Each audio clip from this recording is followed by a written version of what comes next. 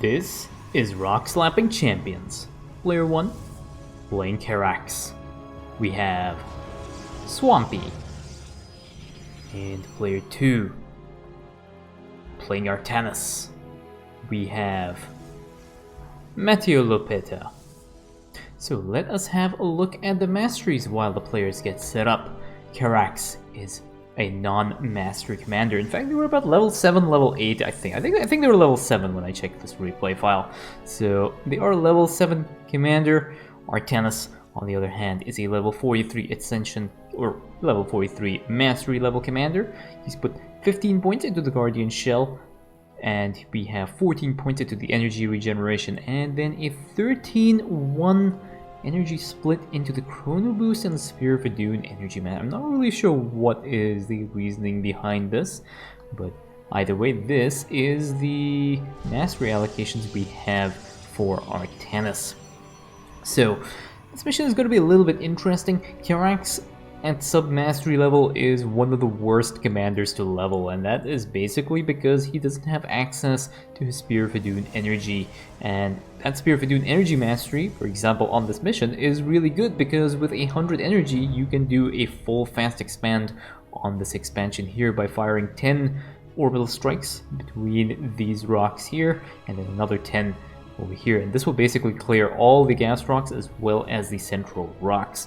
But because he is a non-master commander, it means that he does not have access to that initial Spear of Adun energy that he's going to need. So he's going to be building he has to build a bunch of sentinels to start clearing. And additionally, also because he doesn't have his Spear of Adun energy mastery, he's not starting off with the extra 100 energy, and it does mean that he has to be a little bit more careful with how he uses his energy when he goes to deal with the train or when he goes to deal with the attack waves. Now, one of the cool things you can do with Carax is you can one-shot the first train with Solar Flare Research. So if you go for the Solar Lance upgrade that sets the ground on fire, you can actually set the train, you can set these tracks on fire, and you can one-shot the train without any assistance from your ally. But again, this is a level 7 Carax. He does not have access to all those cool things. I don't know if he has access to that Solar Flare upgrade. I don't think he does. And the other thing as well is, he might not have the energy, or he might not have the ability to just flaunt or just spend that energy without really any joy and anything else. You can see a few orbital strikes here from Carax. It's going to be a little bit difficult to determine which orbital strikes are coming up from Carax and which ones are coming out for Artanis. So the way you will be able to know is I have Artanis' point of view here, so if you see the screen change and the minimap will disappear, you'll know that those are Artanis' orbital strikes that is being used. Otherwise, it is Carax. Carax is sitting at about 65 Spear of Adun energy right now, and he has his Chrono Wave as well available. And Artanis has actually not taken his expansion yet. Artanis has put down a few gateways. He has 4 gateways. At least that is his part of his build, and he has 1 cybernetics core, but again, no expansion here for Artanis. Carax has already cleared his main rocks. His expansion is a little bit slow, but again, this is the best he can do given the situation, and he is going to put down his next in just a little bit. He actually made a pretty big investment right now. Oh, he's putting down an immortal. Okay, so he's gonna go for an immortal here, so that's it's gonna be a little bit expensive. And this game is being played on the new patch with the prestiges, so prestiges are available, but he does not have a talent selected. I do not even know if he has, I'm not even sure if he's a prestige commander. So but we have an immortal already out and an energizer as well. So this energizer is going to really do a lot of work here and will allow Carax to clear that first train. And Artanis is actually moving to try and take this train, but he has just completely ignored this attack wave. And this attack wave now is going to start attacking his gateway, and we have a solar bombardment here. This Dragoon is just going to walk just away, and now we have a few more orbital strikes here from Carax. Carax is able to clear out this first train. The other thing I want to do, actually, because this is going to be kind of interesting, is I'm going to trigger the auxiliary stats here. So you can see player 1, player 2. This is the train damage, and this is the kill count that is available, because this is indeed Rockslapping Champions. We now have an army of Dragoons and a bunch of Zealots, but again, Artanis is just ignoring the attack wave and leaving his level 7 Carax ally to deal with it. And Artanis has now finally cleared the expansion. It's only a matter of time before He puts down his expansion at some point, but there is no probes along the way. What is Artanis producing? He is producing nothing, and he is actually not even completely saturated on his main yet because he was busy building gateways and cybernetics cores and a forge. He has sent a probe over, I believe, so he wants to go and get his expansion. I think that's what he's saving up for right now. So, oh no, he's put down his nexus. And what is he building now? He's getting the whirlwind upgrade. The enemy composition is Vanguard of Ire, so it has Reavers and Arbiters and like all sorts of nasty units that have a very high damage output. I'm not really sure the whirlwind upgrade is probably the best one to go for.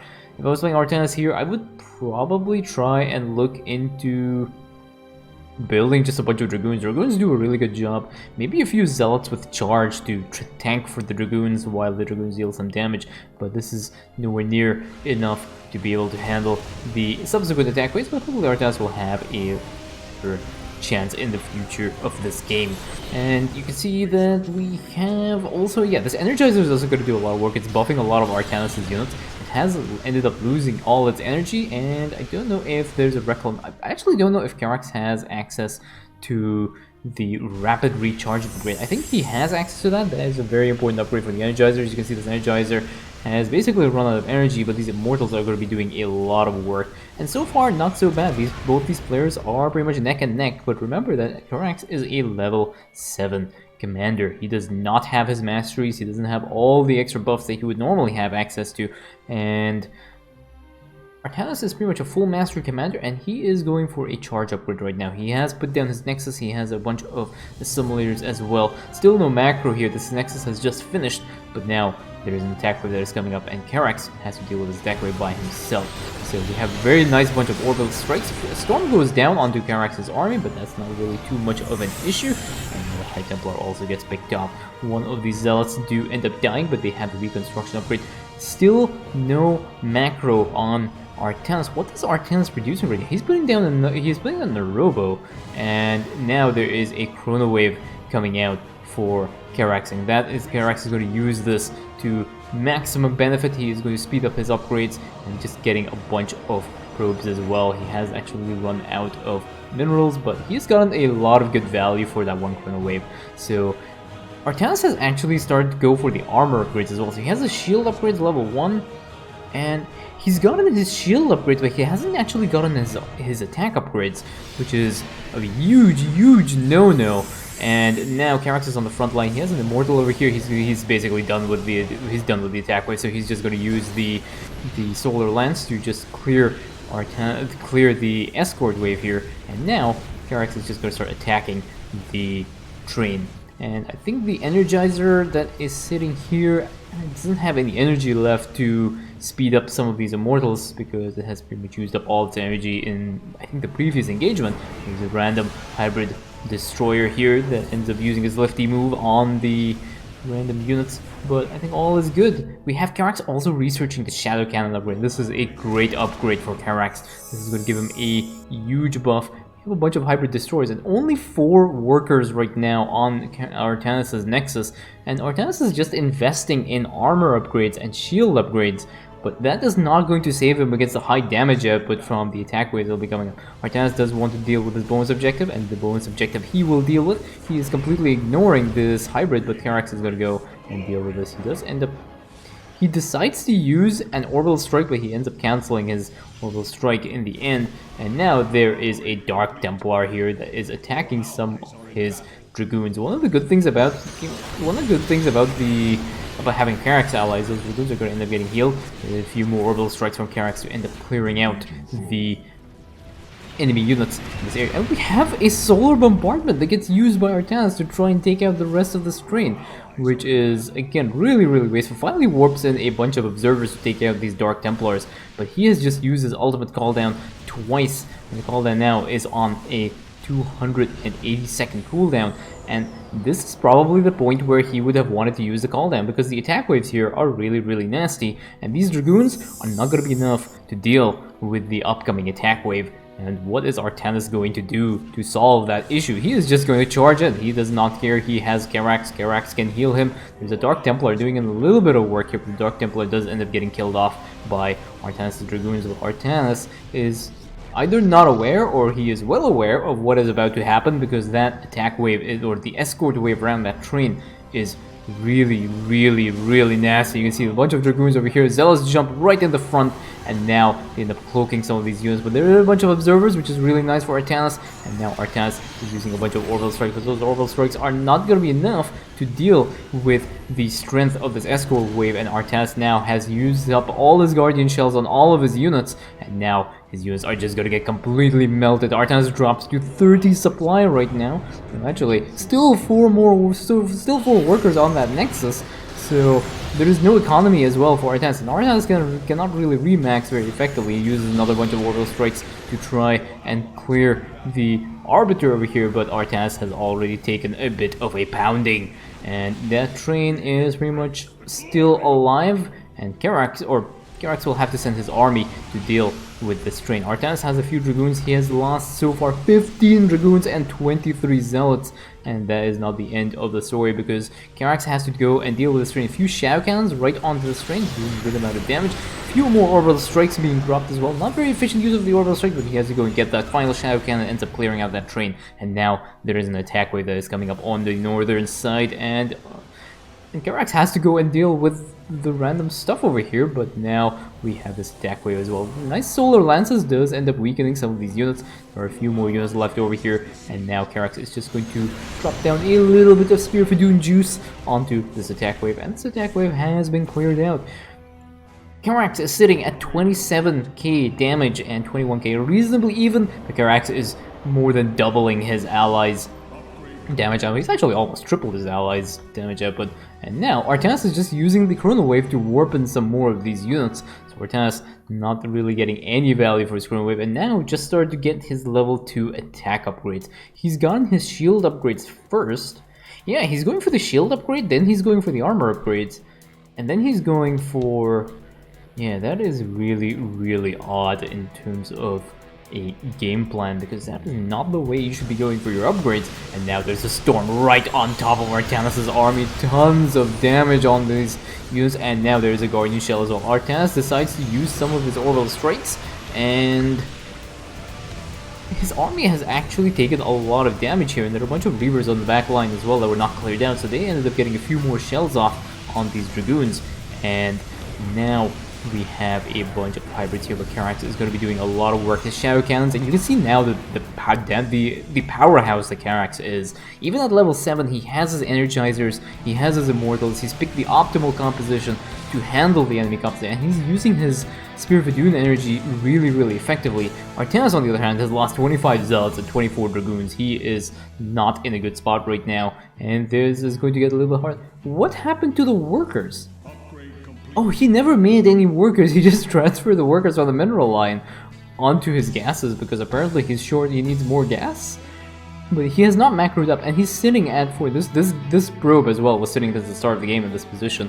Hasn't been doing anything, so this probe has been idle, and he hasn't actually maxed out here. And now there's an attack wave that is going to go head first into Artanis' army. Artanis uses a Guardian Shell, drops a few orbital strikes, but those orbital strikes just completely end up whiffing, and now Karax has to help his flailing ally, but his ally has a solution. He uses a solar bombardment right on top of the remnants of this attack wave, and again, he has used the solar bombardment at probably the worst possible time, because now there is a double train wave, and he will have to engage that train wave all by himself. He is just unfortunately timing all his cooldown usage, not really syncing it up when it most really matters. So now Karax is over here, and he will have to try and deal with this, pretty much this escort entirely by himself. He has a few Shadow Cannons being targeted onto these Archons just to soften the Archons up in the back line, and Artanis now is decided to cancel the use of his orbital strikes. Karax is on the top there, and he's going to be okay handling the rest of this train. I want to see how Artanis is going to deal with this, because this is going to be like an egg against concrete, because that escort wave is again going to be really nasty. You see a bunch of Archons on the front line, and now the Reavers and the High Templars are just going to be casting so many storms. Few orbital strikes get dropped on here, but unfortunately they don't end up killing any of these High Templars, and these High Templars are just going to start storming these Dragoons, and these Reavers on the back line dealing so much damage. These Dragoons have actually shredded through the Zealot front line, and there is nothing here to protect these Dragoons. There's a little bit of a kite back from Artanis, trying to keep his last of his Dragoons alive, but there is nothing. There's no warp field. Actually, I realized there was no warp field usage here. Finally, the warp field gets used, and he warps in a bunch of Zealots, but that is just a little bit too late. He has taken so many losses in this game. 26 Zealots have died, and 34 Dragoons have lost their lives in the name of Artanis, the Hierarch. And now there is a bonus train here, but there is an attack wave coming up on the northern side. So what is Artanis going to do? Is he going to try and deal with this train? Of course he's going to try and deal with the blows. This is Rockslapping Champions. There are a few more orbital strikes here coming up from Carax, trying to just soften it up, and probably even utilize some of his Spear of Idun energy, because he was pulling a little bit extra. He is going to end up completely clearing out this attack wave, just melting this with pretty much minimal losses. Carax has lost 12 Sentinels throughout the course of this entire game. Few more orbital strikes coming down. That's a little bit of an inefficient use of orbital strikes, but Carax is okay. He added a few Colossi as well, probably not very ideal for this kind of composition, but his army is just absolutely powerful right now, and Artanis, on the other hand, has pretty much nothing, so he will have to rely on his ally to deal with this final train, and this is going to be, again, somewhat problematic because Artanis is nowhere near that. Why is he even here? I'm not really sure what he's doing. Carax is already ready and in position. Artanis, on the other hand, is sitting, anticipating and reminiscing about the bonus objective that he cleared, or at least had his ally clear for him. And now Artanis is going to push in. He does aggro some of these Zealots for... This is actually really rare, like aggroing some of these Zealots. So again, these Dragoons do end up losing their Guardian Shell as well before they even engage the main train escort. But again, Carax has completely deleted this train wave. And now all that is left is this train to be cleared out. And Artanis is wanting to push in here and dealing a little bit of damage to the escort wave, but that doesn't really matter. Carax has cleared out this train. 100,000 damage dealt by a level 7 Carax versus 33,000 damage dealt by a level 43 Artanis. That is the end of the game, and that is GG.